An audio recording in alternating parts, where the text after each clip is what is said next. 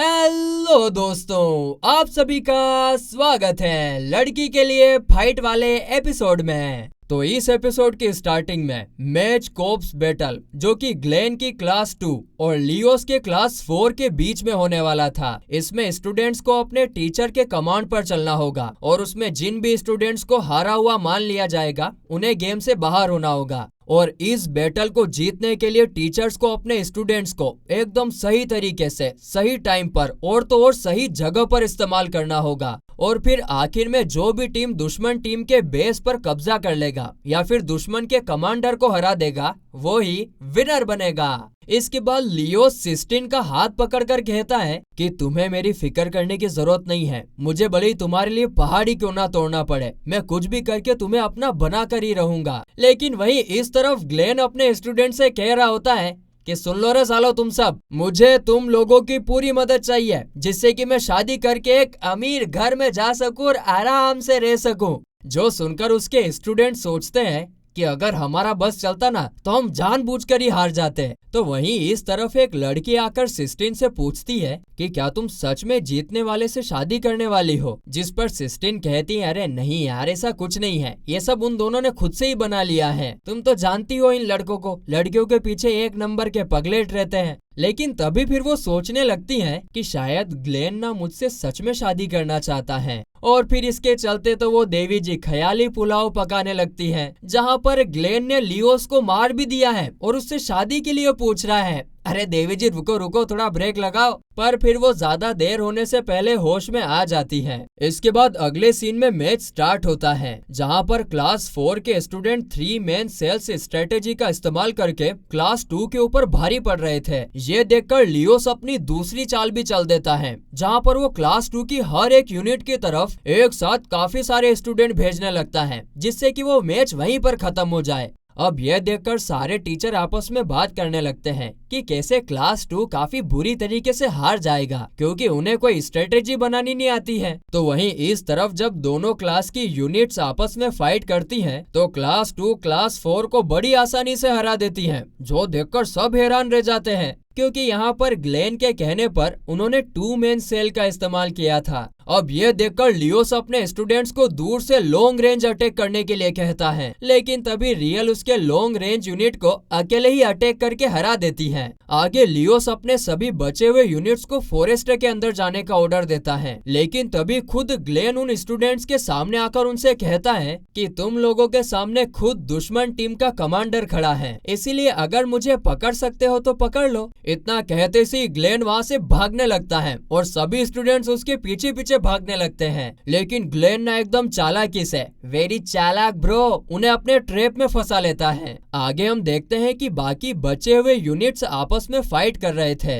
लेकिन उनका match time limit के अंदर खत्म नहीं हो पाता है और इसकी वजह से उनको ये मैच ड्रॉ करना पड़ता है। अबे यार तेरी की। मैच खत्म होने के बाद ग्लेन अपने स्टूडेंट से तो कहता है कि स्टूडेंट्स तुम लोगों ने काफी बढ़िया परफॉर्मेंस दिया है। अरे लियोस की टीम के साथ तो ड्रॉ करना भी बहुत मुश्किल की बात है, लेकिन वहीं इधर लियोस वो तो अपने स्टूडेंट्स के ऊपर चिल्ला रहा होता है और कहता है कि तुम सब लोगों ने मेरे ऑर्डर्स का पालन नहीं किया, अगर चुपचाप सिर्फ मेरे ऑर्डर्स का पालन करते तो आखिर में ये मैच ड्रॉ नहीं होता।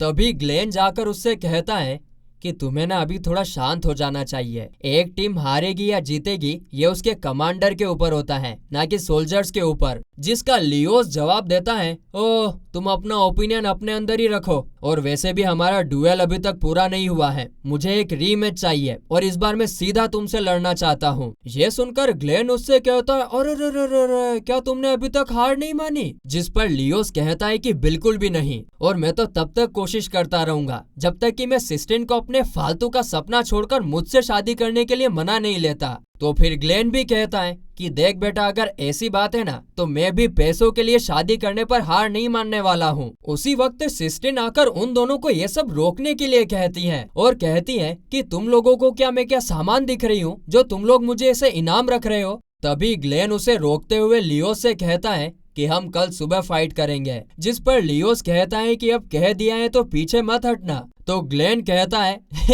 सिर्फ एक लड़ाई जीतकर सारी जिंदगी ऐशो आराम कर सकता हूँ, इसलिए पीछे हटने का तो सवाल ही नहीं उठता। मगर तभी अचानक से सिस्टीन उसे खींच के थप्पड़ मार के कहती है कि मैं तुमसे नफरत करती हूँ, और वहाँ से रोते रोते भाग जाती है।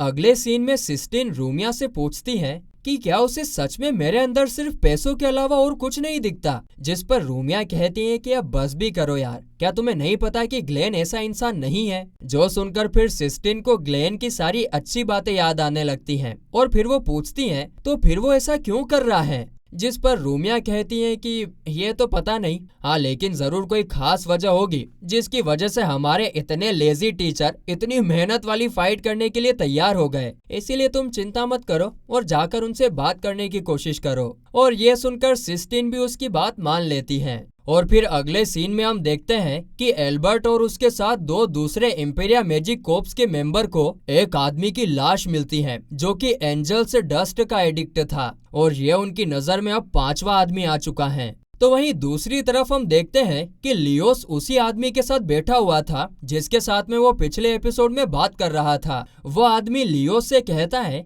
कि ग्लेन एक ऐसा आदमी है जिसके जीतने के चांसेस 100 में से सिर्फ एक ही बार होता है, लेकिन पता नहीं कैसे वो हमेशा फर्स्ट टाइम ही जीत जाता है। जिस पर लियोस कहता है कि तुम उसकी काफी ज्यादा तारीफ करते हो, लेकिन फिर भी वो 3rd क्लास मेज मेरा कुछ भी नहीं उखाड़ सकता, और इस बार तो मैं सिस्टीन को अपना बना कर ही रहूंगा। बस एक बार मैंने उससे शादी कर ली, फिर तो मुझे अगला फैमिली हेड बनने से कोई नहीं रोक सकता है। अगले सीन में ग्लेन अकेला खड़ा होकर आसमान की तरफ देखकर बोल रहा था कि कल सब खत्म होने वाला है। माफ करना लियोस, लेकिन मुझे इससे कोई फर्क नहीं पड़ता कि तुम्हारा टैलेंट मुझसे कितना ज्यादा है, लेकिन मेरा तुमसे हारने का कोई इरादा नहीं है। हाँ, लेकिन इसके बाद भी मेरे मन में एक अफसोस तो रहेगा क्योंकि मैंने सिस्टीन के साथ अच्छा नहीं किया, मगर जो भी होगा सब अच्छे के लिए होगा, क्यों है ना सारा।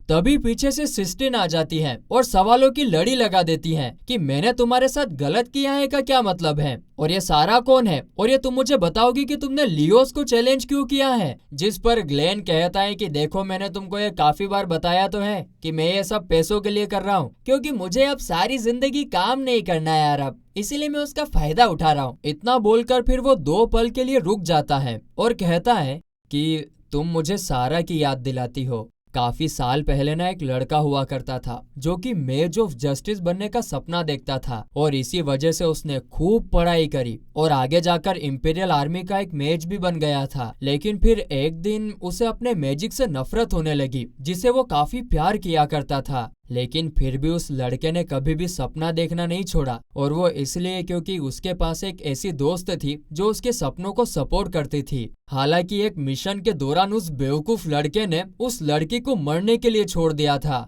और इसके बाद तो उस लड़के ने हर चीज से हार मान ली और फिर एक मेज बनने का छोड़कर एक घर के अंदर बंद रहना शुरू कर दिया।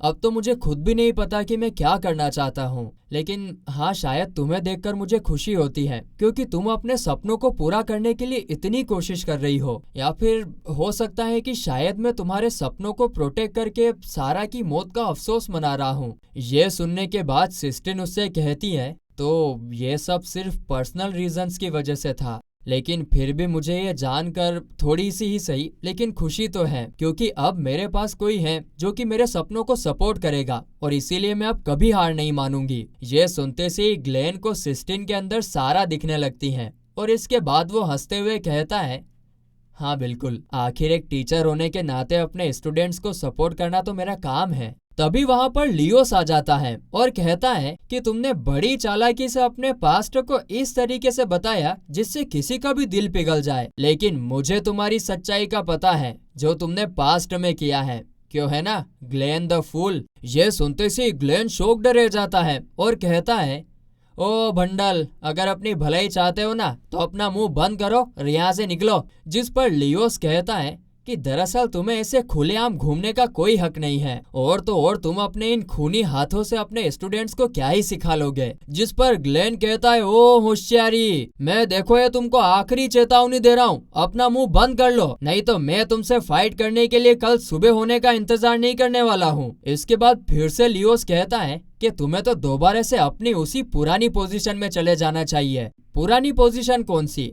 इंपेरियल मेज कोर्प्स का स्पेशल फोर्स एग्जीक्यूशनर। अब ये सुनते से ही ग्लेन का भेजा भंड हो जाता है और वो उस पर अटैक कर देता है और उन दोनों के बीच में फाइट शुरू हो जाती है। पर लियोस तो ग्लेन को नीचे पटक देता है और फिर वो अपने हाथ से एक मैजिक करने लगता है, जो देखकर ग्लेन हैरान हो जाता है और कहता है कि इस मैजिक का नाम तो तुलपास है और इस मैजिक की मदद से तो हम इमेजिनरी चीजों को भी समन कर सकते हैं। जिस पर लियोस कहता है कि हाँ, और ये तुलपास काफी पावरफुल होते हैं, खास करके तुम्हारे खिलाफ। आगे वो तुलपास ग्लेन के ऊपर लगातार अटैक करने लगते हैं, जिससे ग्लेन इंजर्ड होकर नीचे गिर जाता है। तभी लियोस उससे कहता है कि मुझे पता है कि तुम इससे भी बेहतर हो, इसलिए कल की होने वाली फाइट को सीरियसली लेने में ही तुम्हारी भलाई है। ये सुनते से ही ग्लेन खड़ा होकर वहाँ से जाने लगता है और जब सिस्टिन उसके पीछे जाने की कोशिश करती है तो लियोस उसका हाथ पकड़कर उसे रोक लेता है और जब सिस्टिन उससे हाथ छुड़ाने की कोशिश करती है तो लियोस उसकी तरफ गुस्से से देखकर कहता है